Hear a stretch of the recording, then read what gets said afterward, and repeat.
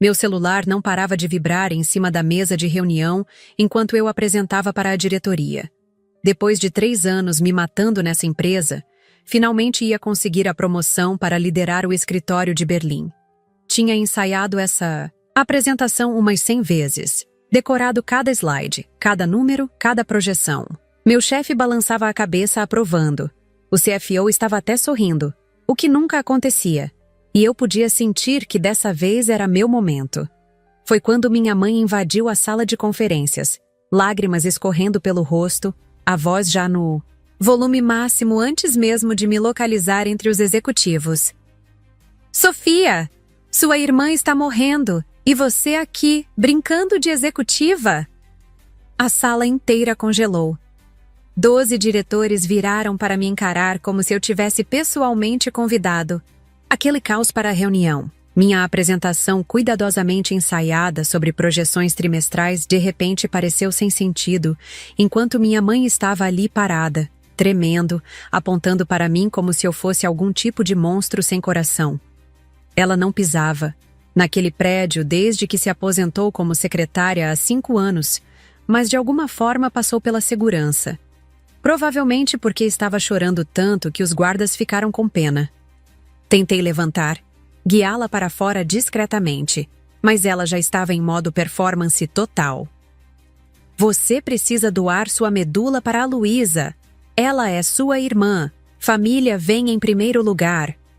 Ela praticamente gritou, certificando-se de que cada pessoa naquela sala ouvisse cada palavra. Atrás dela, a tela do meu notebook ainda mostrava nossas projeções de receita. Os números que passei semanas preparando agora completamente irrelevantes. O rosto do meu chefe passou por umas 5 emoções diferentes. Confusão, constrangimento, decepção e finalmente aquela máscara profissional fria que significava problema. Talvez devêssemos remarcar, ele disse baixinho, o que em linguagem corporativa significa: sua carreira aqui acabou. Minha mãe continuou, agarrando o peito como se estivesse tendo um ataque cardíaco, lamentando sobre como eu estava abandonando a família por dinheiro, como ela não me criou para ser tão egoísta. Os outros executivos já estavam pegando suas coisas, evitando contato visual comigo. A segurança finalmente apareceu.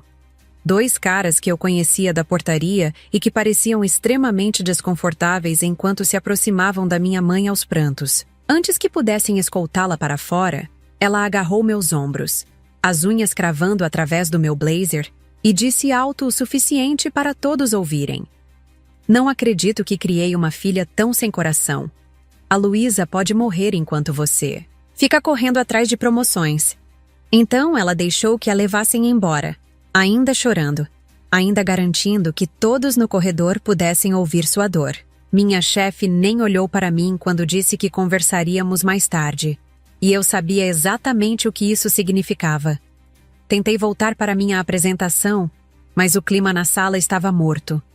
Os executivos mexiam em seus celulares, olhavam pela janela, qualquer coisa menos para mim. A reunião foi encerrada em menos de 2 minutos, e eu sabia que tinha acabado. No corredor, alguns colegas fingiam não ter visto nada, mas eu podia sentir os olhares, os cochichos. Minha assistente veio correndo, o rosto pálido. Sofia, sua mãe ainda está lá embaixo na recepção. Ela está dizendo para todo mundo que você está deixando sua irmã morrer. Desci de elevador sentindo o peso do mundo nos ombros. Quando as portas se abriram no térreo, lá estava ela, cercada por uma pequena multidão de funcionários curiosos, ainda soluçando dramaticamente. Minha filha escolheu o dinheiro ao invés da vida da própria irmã, ela proclamava. Peguei seu braço com mais força do que pretendia. Chega, mãe, vamos conversar lá fora. Ela se deixou levar, mas não sem antes garantir que todos tivessem uma boa visão das suas lágrimas. No estacionamento, longe dos olhares curiosos, ela mudou completamente. As lágrimas secaram como se tivessem sido desligadas por um interruptor. Você fez isso de propósito, eu disse, sentindo a raiva subir pela garganta. Ela ajeitou o cabelo, verificou a maquiagem no retrovisor de um carro estacionado como se não tivesse acabado de destruir minha carreira. Não sei do que você está falando, ela respondeu com aquela voz calma que sempre usava depois de suas explosões.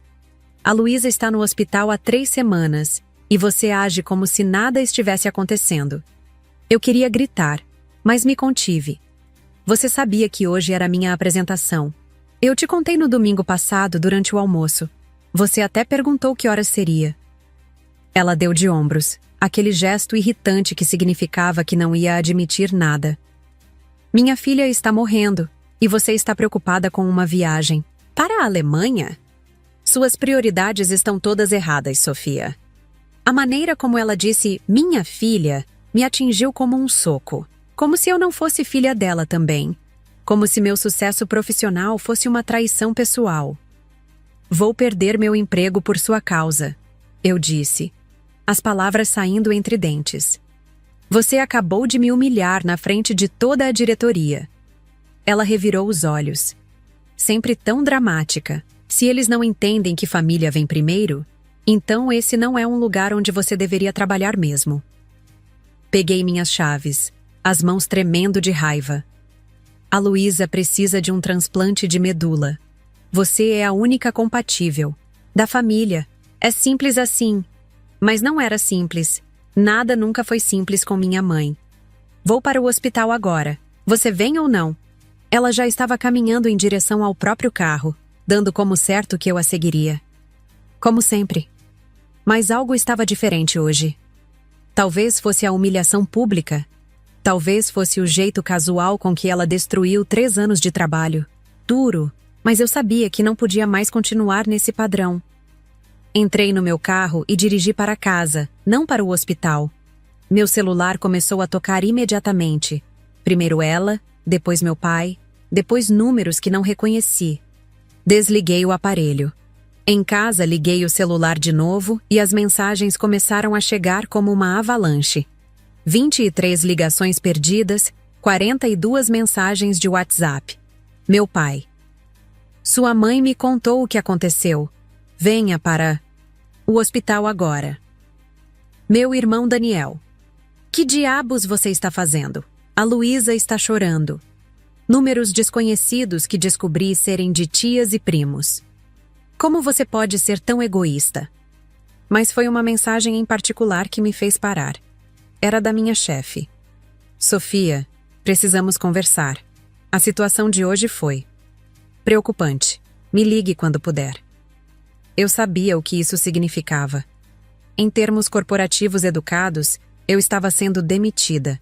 Sentei no sofá, olhando para a tela do celular, quando algo que estava me incomodando há semanas finalmente fez sentido.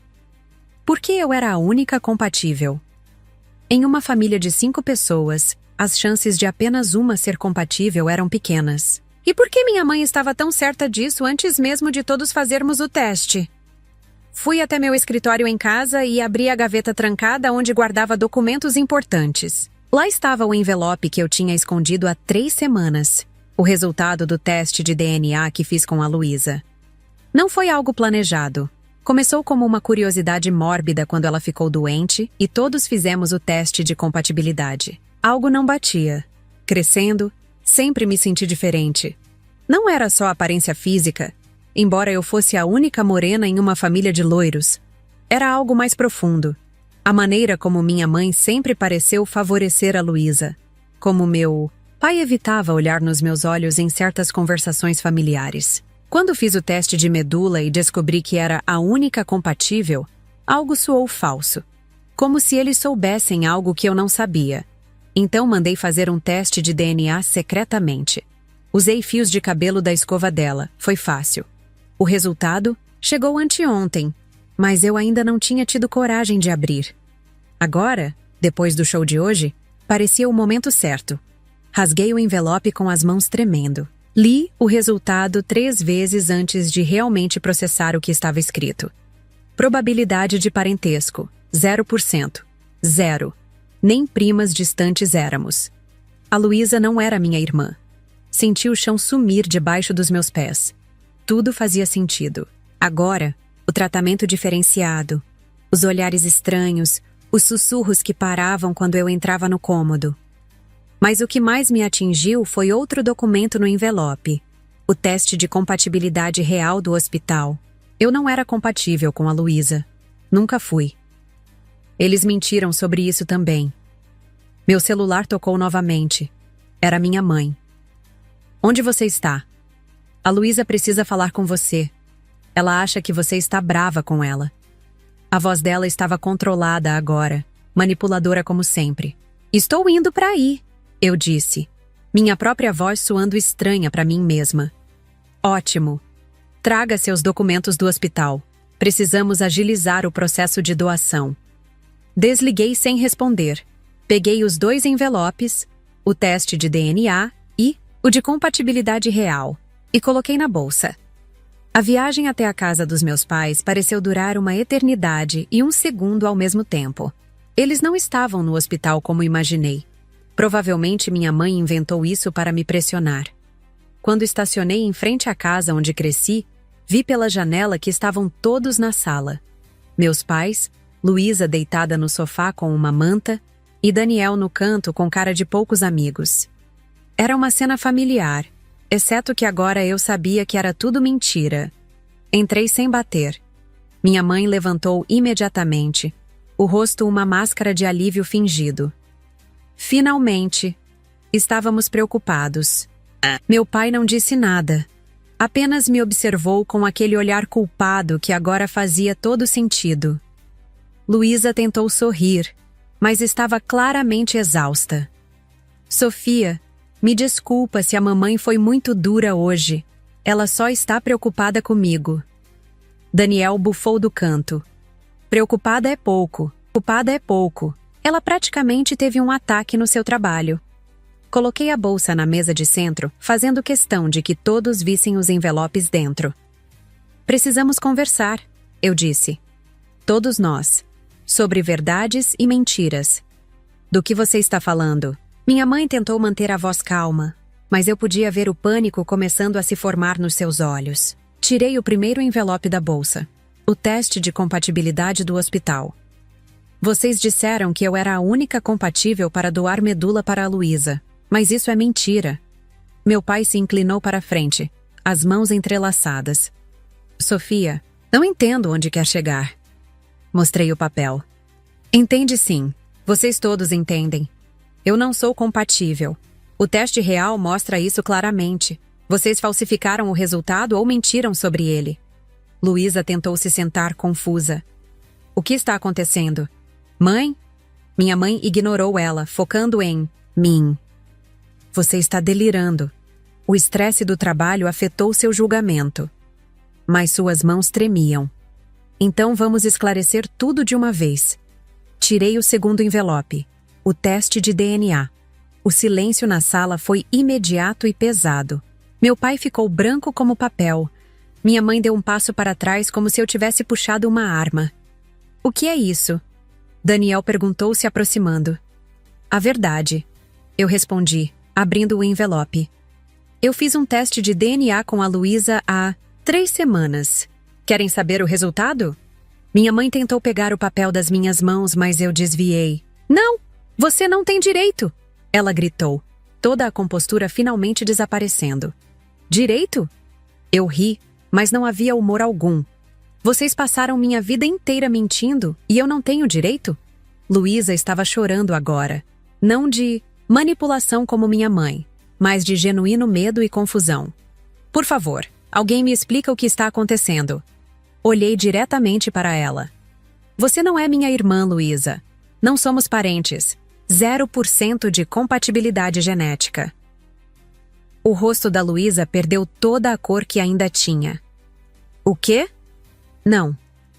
Isso não faz sentido. Ela olhou para minha mãe, depois para meu pai. Mãe? Pai? Isso é verdade? Meu pai finalmente quebrou. Cobriu o rosto com as mãos e começou a chorar silenciosamente. Foi a primeira vez que o vi chorar. Minha mãe, por outro lado, explodiu. Você não tinha direito de fazer isso! Era nosso segredo para proteger! Daniel estava de boca aberta, processando tudo. Espera.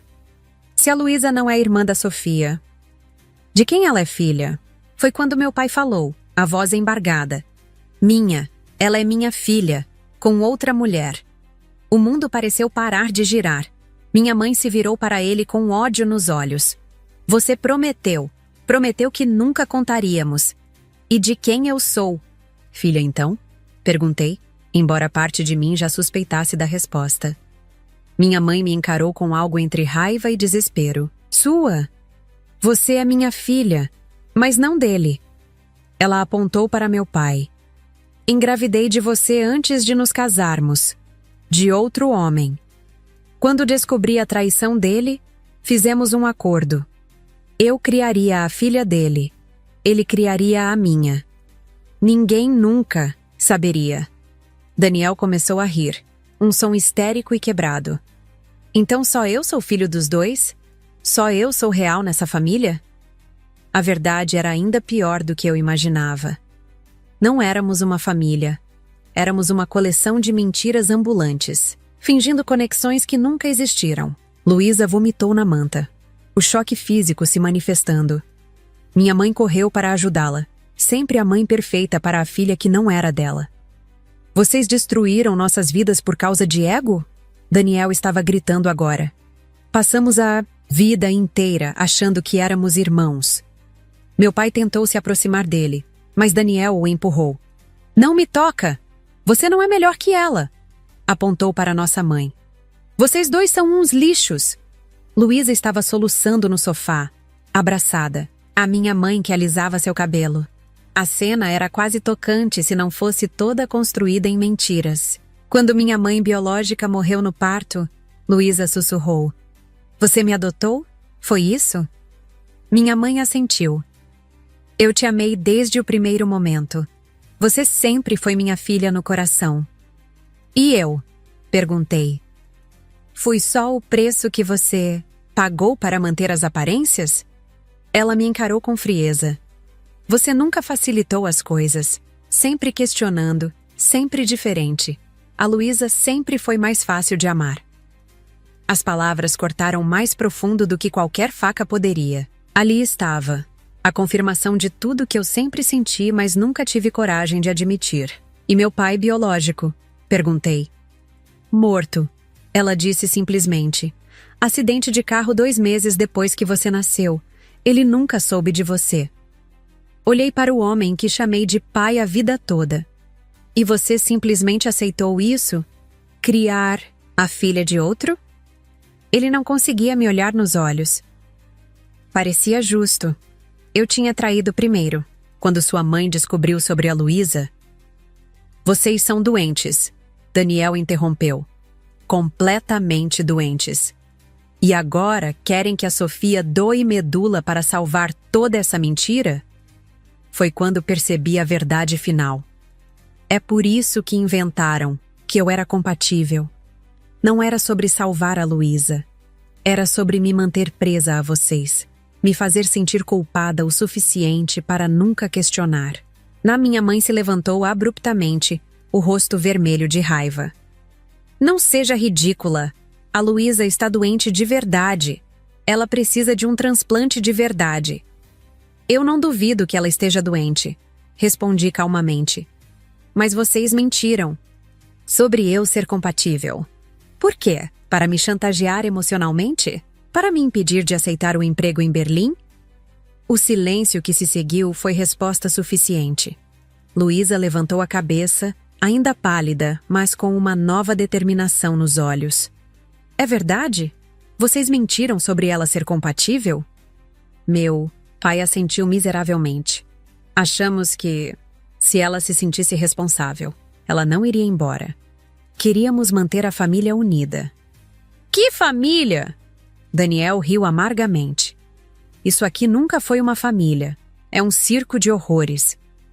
Todos no hospital podem ser testados, Luísa disse baixinho. Existem bancos de medula.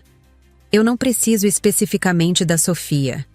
A verdade era ainda mais cruel. Eles sabiam disso. Sabiam que havia outras opções, mas escolheram me manipular mesmo assim. Vocês arruinaram minha carreira hoje, eu disse.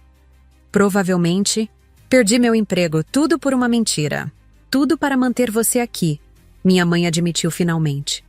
Você ia para Berlim e nunca mais ia voltar. Eu conhecia você. Não, eu disse pegando minha bolsa. Você nunca me conheceu, nunca tentou. Estava ocupada demais amando a filha, que escolheu ao invés da que teve. Caminhei até a porta. Daniel me seguiu. Espera, para onde você vai? Embora. Não sei para onde ainda, mas embora daqui. Eu vou com você, Daniel disse pegando suas chaves. Não aguento mais ficar aqui. Olhei para meu irmão, meu meio-irmão, tecnicamente, e vi o mesmo desespero que sentia. Você tem certeza? Eles são seus pais biológicos. E daí? Ele deu de ombros. Eles são pessoas horríveis. Pais de verdade não fazem isso com os filhos. De o sofá, Luísa nos observava. Me levem também, ela sussurrou. Por favor. Minha mãe explodiu novamente. Vocês não vão a lugar nenhum. Luísa, você está doente. Sofia, Daniel, vocês não podem simplesmente abandonar sua família. Família? Daniel repetiu. Você acabou de admitir que manipulou todos nós. Isso não é família, é prisão. Parei na porta e olhei para Luísa. Apesar de tudo, sentia pena dela. Ela era tão vítima quanto eu. Você está doente demais. Para viajar, eu disse gentilmente. Mas quando melhorar? Você tem meu número. Ela assentiu, lágrimas escorrendo. Sinto muito, por tudo. Eu nunca soube. Eu sei, respondi. Não é sua culpa. Meu pai tentou uma última vez. Sofia, por favor, podemos consertar isso. Podemos ser uma família de verdade agora que... A verdade está revelada. Ri sem humor. Família de verdade? Vocês não sabem o que isso significa. Família não se constrói em mentiras e manipulação. Daniel já estava saindo. Vou pegar algumas roupas e te encontro lá fora, ele disse. Minha mãe começou a gritar de novo, mas eu fechei a porta atrás de mim, cortando sua voz. No estacionamento, liguei o celular. 57 notificações. Mensagens de colegas de trabalho, prints de Twitter, links de notícias. O vídeo da minha mãe no escritório tinha viralizado. Mãe desesperada estava nos Trending Topics. Os comentários eram divididos. Alguns me chamando de filha sem coração, outros defendendo meu direito de escolha. Mas ninguém conhecia a verdade completa. Abri a câmera do celular e comecei a gravar. Oi, sou a filha egoísta que está bombando nas redes. Quero contar a verdade completa. Contei tudo. Os testes falsos, as mentiras, a manipulação. Mostrei os documentos. Quando Daniel voltou com uma mochila, ele apareceu no vídeo também, confirmando tudo. Estamos indo embora. Os dois. Porque família de verdade não faz isso com você. Postei o vídeo sem editar. Em minutos, começou a viralizar ainda mais rápido que o primeiro. Meu celular começou a tocar imediatamente. Números desconhecidos, jornalistas, parentes distantes. Desliguei e joguei no banco de trás. Para onde vamos? Daniel perguntou. Não faço ideia, admiti. Mas qualquer lugar é melhor que aqui. Dirigimos em silêncio por um tempo, processando tudo. Finalmente, Daniel falou. Sabe o que é mais louco? Parte de mim sempre soube que algo estava errado. A maneira como eles tratavam vocês duas diferente de mim. Achei que era por ser o caçula. Ou por ser o único real, acrescentei. Ele estremeceu. Não fala assim. Vocês são minhas irmãs. Não importa o que o DNA diz. Crescemos juntos. Isso tem que contar para algo. Sorri pela primeira vez naquele dia. Obrigada. Significa muito. Além disso, ele continuou, tentando aliviar o clima. Alguém tem que impedir você de fazer besteira em Berlim. Berlim? Ri sem humor. Acho que esse navio já zarpou. Devo estar demitida depois de hoje. Meu celular tocou do banco de trás. Daniel o pegou. É sua chefe, ele disse. Suspirei e atendi. Alô? Sofia? Finalmente. Estou tentando falar com você há horas. A voz dela estava estranha. Não. Brava como esperava. Sinto muito pelo que aconteceu hoje. Comecei. Mas ela me interrompeu. Você viu as redes sociais? Seu vídeo? Acabei de postar. Sofia, a empresa está sendo massacrada online. A hashtag Disna Justiça para Sofia está em primeiro lugar. Ativistas de recursos humanos estão dizendo que violamos seus direitos. O CEO me ligou pessoalmente. Meu coração afundou. Entendo. Quando devo limpar minha mesa? O quê? Não! Sofia, queremos que você volte. O cargo em Berlim ainda é seu se quiser. Na verdade, o CEO quer aumentar seu pacote de realocação como pedido de desculpas pela situação desta manhã. Quase derrubei o celular. Está falando sério? Completamente. A opinião pública está toda do seu lado. Sua história sobre manipulação familiar tocou muita gente. O RH quer usar isso como caso de estudo sobre equilíbrio trabalho-família. Você se tornou um símbolo. Daniel, que estava ouvindo tudo no viva voz, começou a rir. Isso é insano! Minha chefe continuou. Quando pode começar os preparativos para Berlim? Podemos adiantar tudo se você quiser sair da situação atual. Olhei para Daniel. Ele assentiu encorajadoramente. Posso estar pronta em 2 semanas, eu disse. Perfeito. E Sofia? Sinto muito pelo que você está passando. Ninguém deveria ter que escolher entre família e carreira. Especialmente quando a família... Bem, você sabe. Desliguei sentindo-me tonta. Em questão de horas, minha vida tinha desmoronado e se reconstruído em algo completamente diferente. Paramos em um hotel business perto do aeroporto. Enquanto Daniel tomava banho, eu li as reações online. Meu vídeo já tinha milhões de visualizações. Comentários de pessoas compartilhando histórias similares de manipulação familiar. Profissionais de saúde explicando como o processo de doação realmente funciona. Advogados oferecendo ajuda pro bono se eu quisesse processar por difamação.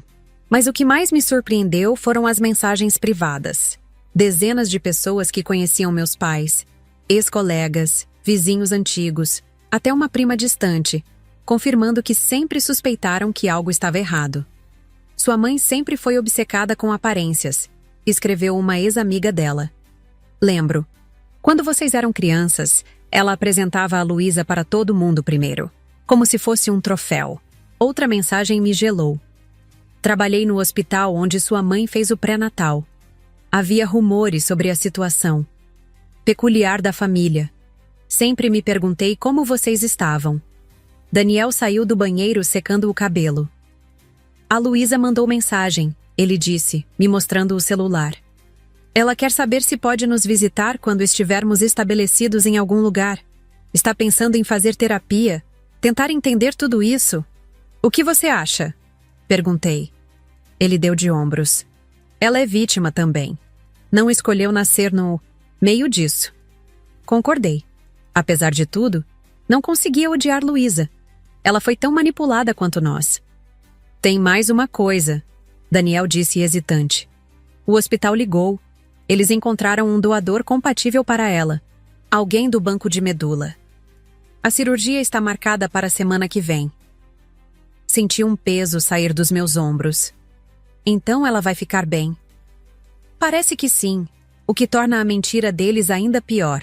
Ela nunca precisou especificamente de você. Meu celular tocou de novo. Número desconhecido. Atendi com cautela. Sofia, aqui é Marcos Thompson, produtor da CNN. Gostaríamos de uma entrevista exclusiva sobre sua história. O país inteiro está falando sobre você. Recusei a CNN. E mais 10 pedidos de entrevista. Não estava pronta para transformar minha dor em entretenimento televisivo.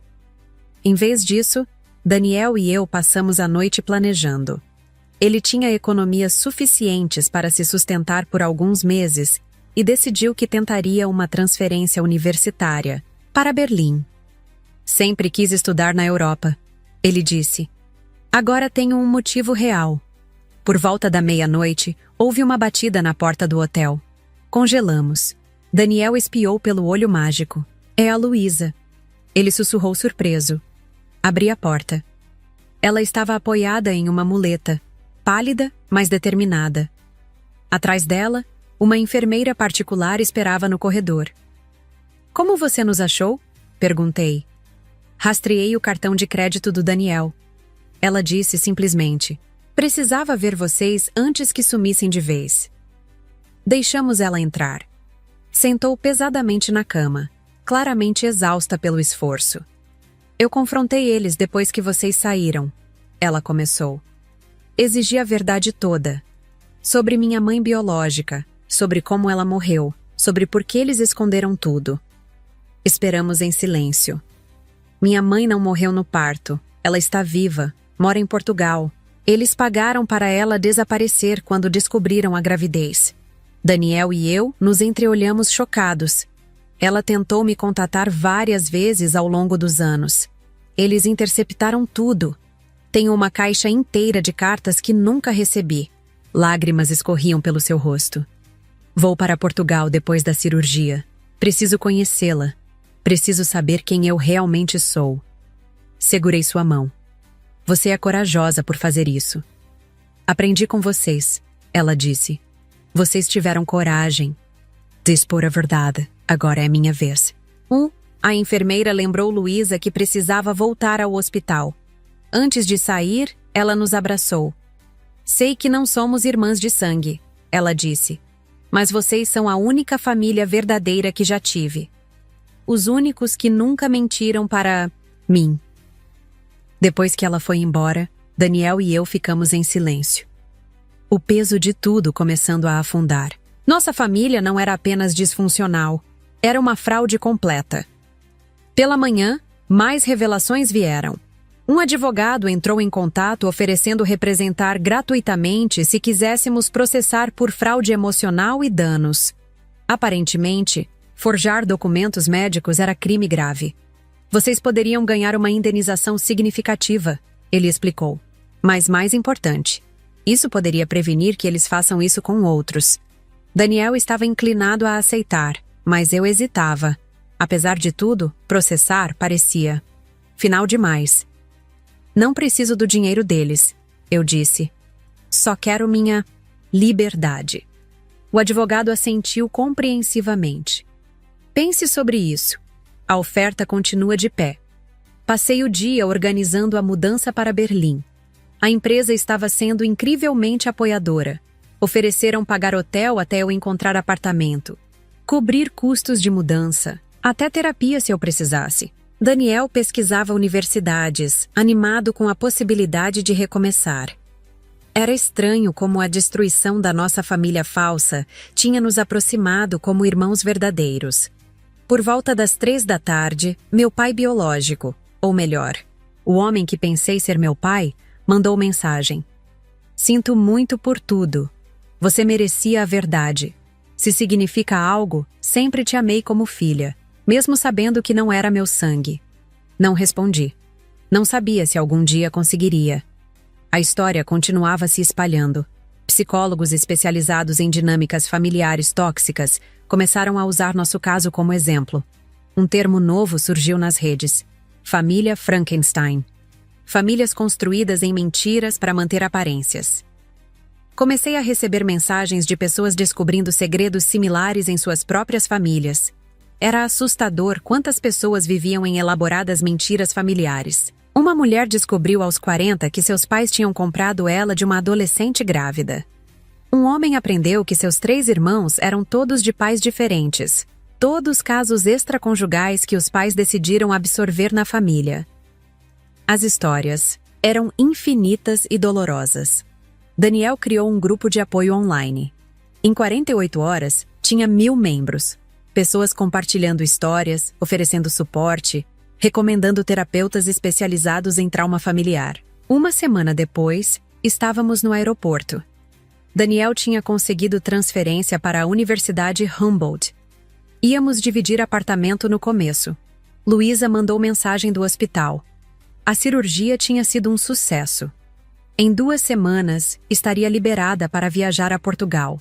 Mandou uma foto com a mãe biológica que tinha encontrado por videochamada. A semelhança era impressionante. Ela chorou por horas, Luísa escreveu. Disse que nunca parou de me procurar. Tenho um quarto montado para mim há 20 anos. Minha mãe tentou um último movimento dramático. Apareceu no aeroporto com parentes, implorando publicamente para não abandonarmos a família. Mas algo havia mudado. As pessoas reconheceram ela dos vídeos. Em vez de simpatia, recebeu olhares de reprovação. Alguns filmaram, esperando mais drama. Ela percebeu que tinha perdido o controle da narrativa. Não era mais a mãe sofredora. Era a manipuladora exposta. Recuou, derrotada. No avião para Berlim, Daniel dormia no assento ao lado. A cabeça tombada para o lado, os fones ainda nos ouvidos, como se tentasse silenciar o mundo mesmo no sono. Eu olhava pela janela, vendo as nuvens deslizarem por baixo como lençóis de algodão rasgado. Lá fora, o céu era um quadro tranquilo. Aqui dentro, eu carregava uma tempestade silenciosa. Em apenas 1 semana, minha vida tinha virado completamente de cabeça para baixo. 1 semana. 7 dias que me separavam de quem eu costumava ser. Perdi uma família, ou melhor, a ideia de uma. Mas ganhei algo mais precioso. A verdade. Conexões reais. Um irmão que não era só um papel na árvore genealógica, mas um companheiro de vida. Uma menina que cresceu comigo, dividindo sorrisos e silêncios, e que agora, mesmo sem compartilhar meu sangue, partilhava algo maior. Honestidade. E estranhos, tantos, que reconheceram na minha dor as rachaduras das próprias histórias. Meu celular ainda vibrava em intervalos espaçados. O pai biológico de Daniel, nosso pai compartilhado, agora eu sabia, continuava mandando mensagens, pedindo perdão. Dizia que o acordo com minha mãe tinha sido o maior erro da vida dele, que viver uma mentira por 25 anos tinha destruído qualquer chance de felicidade real. Eu não respondi. Ainda não. Guardei as mensagens como se fossem pedras polidas, pesadas, mas lisas o suficiente para não cortarem mais. Talvez um dia. Mas não agora. Agora eu precisava descobrir quem eu era sem o peso das mentiras deles. Sem os rótulos. Sem a culpa. A comissária passou oferecendo bebidas. Pedi um champanhe. Quando a taça trincou em minhas mãos, senti que era mais do que um brinde. Era um ritual. Não estava celebrando apenas o novo emprego. Estava brindando a liberdade. A coragem de ter dito não. A versão de mim que emergiu depois do colapso. A história tinha viralizado internacionalmente. Alemanha, França, Japão. Gente do mundo todo mandava mensagens. Algumas com apoio, outras com confissões. Muitas com gratidão por ter dado voz a algo que eles ainda não conseguiam nomear. Um documentarista renomado queria transformar tudo em um filme sobre famílias tóxicas e manipulação intergeracional. Recusei. Não estava pronta para transformar minha dor em entretenimento. Ainda era só dor. E cura. Chegando em Berlim, fui recebida com um calor humano que não esperava. Meus colegas alemães, formais, mas sinceros, tinham acompanhado tudo. Family ist wichtig, aber Wahrheit ist wichtiger, disse um deles, com uma mão no meu ombro. Família é importante, mas verdade é mais importante. Aquilo grudou em mim como um mantra. E virou lema. Daniel se adaptou rápido. Rápido demais.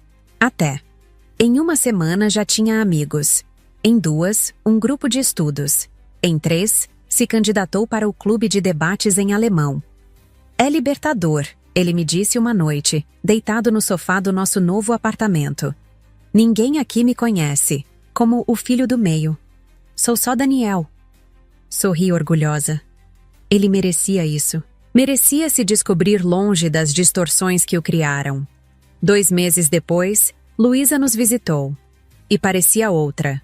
Saudável, radiante, feliz de um jeito que a gente nunca tinha visto.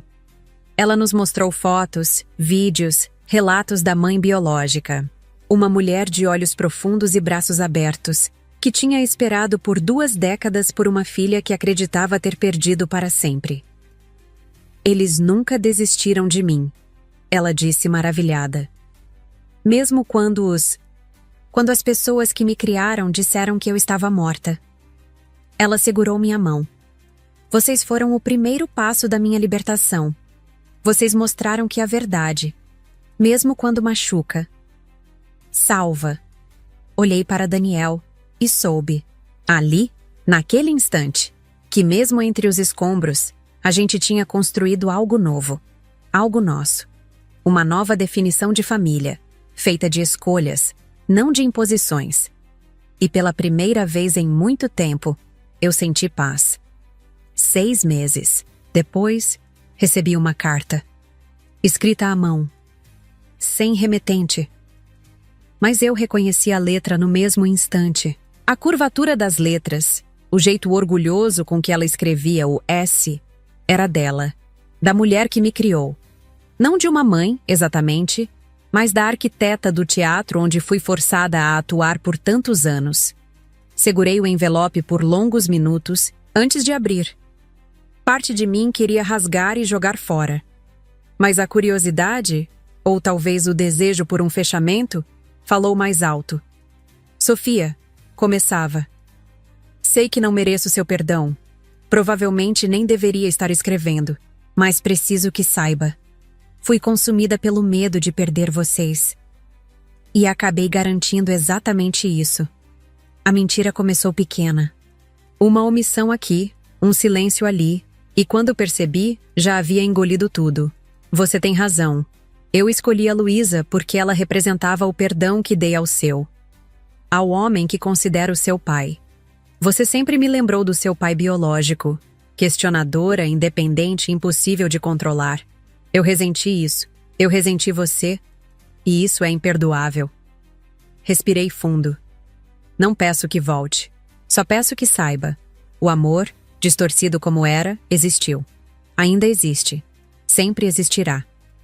Terminei de ler com as mãos firmes, o coração calmo. Não chorei. Não senti raiva. Senti um vazio denso, como quem assiste uma peça que já viu 100 vezes, mas desta vez com as luzes da coxia acesas, revelando os fios, os mecanismos, as falas decoradas. Mostrei a carta para Daniel e Luísa quando nos encontramos para jantar. O que você vai fazer? Luísa perguntou, com um cuidado nos olhos que eu nunca tinha visto nela antes. Nada, respondi. Ela fez escolhas. Agora vive com as consequências. Daniel assentiu. Eles nos procuram às vezes. Mensagens, recados através de parentes, mas sempre com desculpas. Nunca com arrependimento real. Nunca com mudança. Era verdade. O homem que me criou mandava presentes nos meus aniversários, como se uma caixa de perfume pudesse apagar 25 anos de mentira. A mulher que o traiu mandava cartões de Natal com mensagens genéricas. Saudades, sempre sua mãe. Mas nunca houve admissão completa. Nunca verdade plena. Sempre tentando reescrever a história. Sempre nos pintando como os ingratos, os rebeldes, os filhos que viraram as costas para uma família. 1 ano depois do confronto, a vida tinha se reorganizado. Não perfeita, mas honesta. Em Berlim, eu prosperava. Liderava projetos com impacto real. Tinha respeito, voz, autonomia. Pela primeira vez, me sentia inteira. Daniel estava no 2º ano da universidade, já planejando um mestrado em psicologia social. Dizia que queria entender como pais se tornam algozes em nome do amor. Luísa dividia o tempo entre Portugal e Alemanha, entre a família biológica que finalmente reencontrou e a família escolhida que construiu conosco. Criamos nossa própria definição de lar. Jantares de domingo por videochamada, viagens conjuntas, apoio mútuo, sem cobrança, sem chantagem, sem culpa. Só presença real, só vínculo sincero. O grupo de apoio online, que começou como um refúgio improvisado, tinha agora 50 mil membros. Histórias compartilhadas todos os dias. Algumas brutais, outras quase idênticas às nossas. Pessoas encontrando coragem para confrontar suas verdades, denunciar manipulações, se libertar de laços forçados. Psicólogos passaram a estudar o fenômeno. O termo família Frankenstein entrou no vocabulário clínico e acadêmico. Conferências foram organizadas, documentários começaram a ser produzidos, livros nasceram. Sem querer, viramos um símbolo. Mas para nós três, tudo seguia simples. Escolhemos a verdade em vez da tradição. A autenticidade em vez da aparência. Às vezes, tarde da noite, ainda penso no caminho que não tomei. E se eu tivesse doado a medula baseada na mentira? Se nunca tivesse feito o teste de DNA? E se eu tivesse continuado interpretando o papel que me atribuíram? Sinto um calafrio, porque eu teria morrido aos poucos. Não fisicamente, mas minha essência, meu brilho, minha identidade. Mas então olho ao redor. Vejo Daniel rindo no sofá com os amigos. Vejo Luísa enviando fotos de um almoço com os avós portugueses. Vejo minha própria imagem no espelho. Firme, limpa, liberta. E sei, com cada parte de mim, fiz a escolha certa. A verdade machuca. Sim, a verdade destrói, mas também liberta. E no fim das contas, liberdade vale qualquer preço. Até o preço de perder uma família que nunca foi real para começar. A última coisa que soube dos meus pais foi através de um primo distante. Continuavam casados, firmes na encenação. Diziam aos vizinhos que nós três estávamos estudando no exterior, mantendo as aparências. Até o fim. Às vezes, sinto pena, mas só por um instante. Porque lembro que tiveram 1000 chances de escolher a verdade. E toda vez, escolheram a mentira. Essa foi a escolha deles. Essa foi, e sempre será, a consequência.